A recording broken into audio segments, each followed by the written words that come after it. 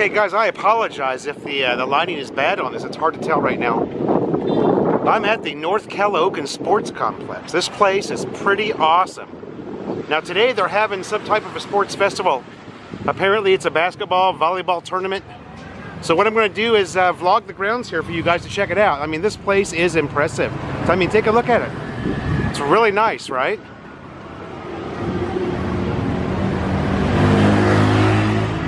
All right, here we go.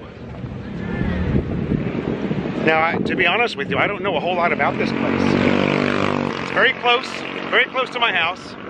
Now, DeParo Road is just right up here. That's DeParo Road, okay?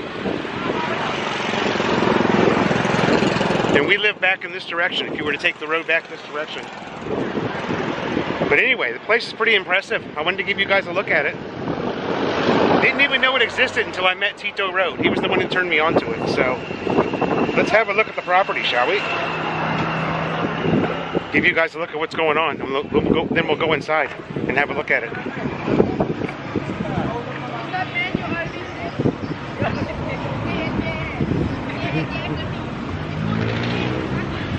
Check out this swimming area.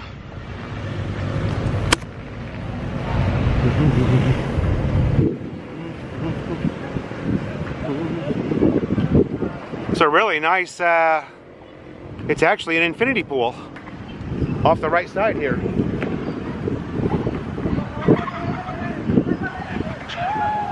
You see that? Pretty damn cool. And that's probably on the right hand side there, that's probably a small pool for the kiddies, right? I don't know.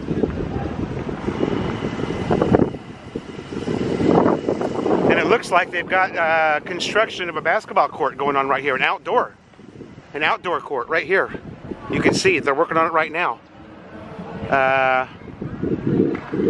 Some small cabanas there. It's really impressive. The property's very impressive. The stadium itself is relatively new. Has not been here that long. I will get the dates and insert them in here, okay, for you guys to see what date it was built, because I don't really know yet. I just happened to be riding by today and noticed there was a ton of people here. I stopped and talked to the guard. He said, yeah, it's a basketball and volleyball tournament. It's free, sir. Go right in and check it out. So I thought we'd try and get a vlog going. Let's go take a look at the inside.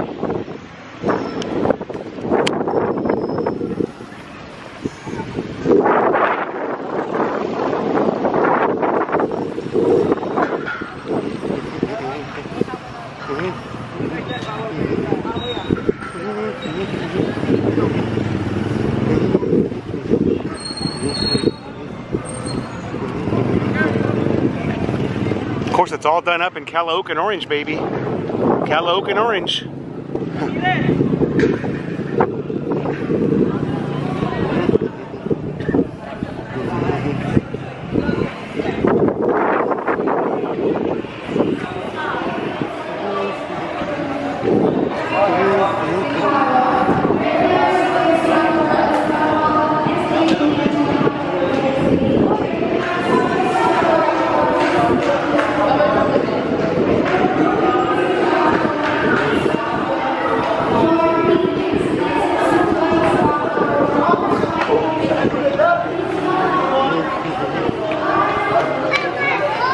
There's like a restaurant here.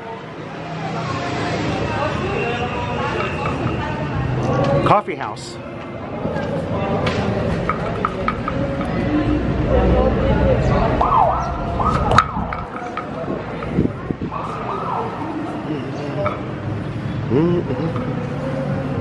I think they're only letting people in on the side entrance. You can see they've got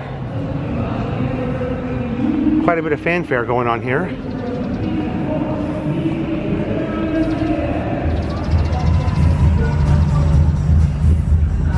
How you doing? Doing good? Guess not.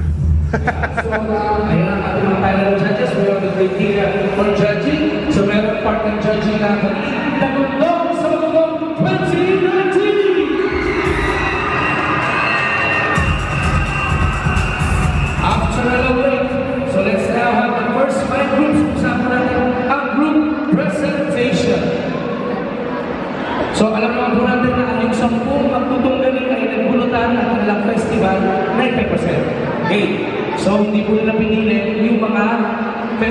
na gagawin nila ngayon.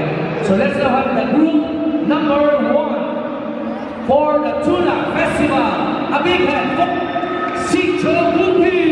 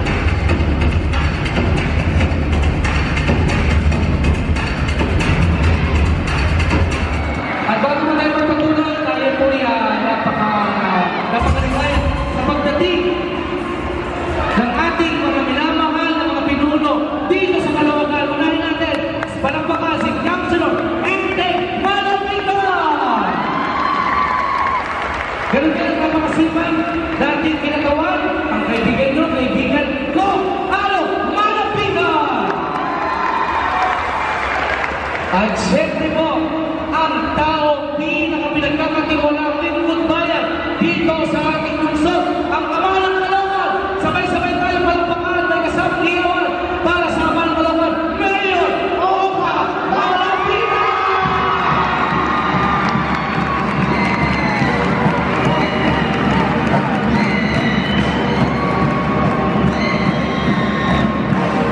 At paswerte po natin, ipagpakan natin, nandito po si Councilor Enday Malapitan, si Dong Nalo Malapitan, at ang tao pinakapinagkakatiwala lingkod bayan dito sa ating lungsod, ang Ama ng Caloocan, Mayor Oka Malapita!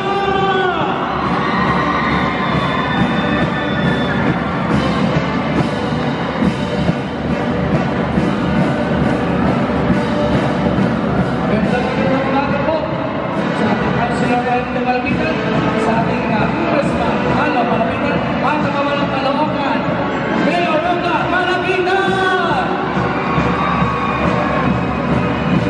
Tunay na nagbibigay ng lingkod, kaya lingkod at nagbibigay ng servisyo sa ating lahat. Alam po natin yan. Kaya patuloy na pagpatuloy ng ating syudad. Parehas-parehas na ka na ngayon. Nagkakalokan mo dito, ba? Yes, nakikalokan ako. Magandang araw po, Mayor Oka Malapita!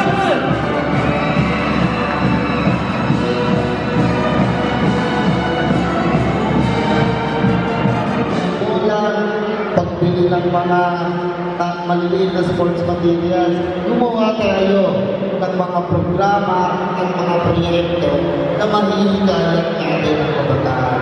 At ito ang pinakita sa akin ng SK Chairman ng Barangay 171 ng SK Fake natin dito sa buong Caloocan. Kaya congratulations na Good Selfie, sa ito malaki pa ang maitutulong mo sa mga kabataan dito sa Barangay 171. At malaki ang maitutulong pa sa mga kabataan dito sa lungsod ng Caloocan. Ulit, sa inyo lahat, sana maging mag-enjoy pa ang programa nito ng ating SK at mag-enjoy ang mga bagong kabataan at bawat magulang sa Tagundong sa Bagundong. Ang maging proyekto ng ating SK Fed Presidency, Councilor Vincent Alves. Okay, ganoon din po, atin na po bigyan ng daan, sabay-sabay po natin i-welcome dito sa ating lungsod.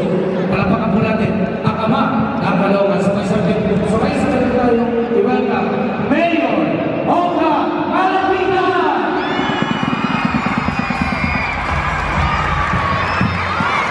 Sige, maraming salamat. Magandang trabaho sa mga lahat. Gamit na dito sa simbahan sa community. Kaya pinalaman ko sila na kayo at mag-ieng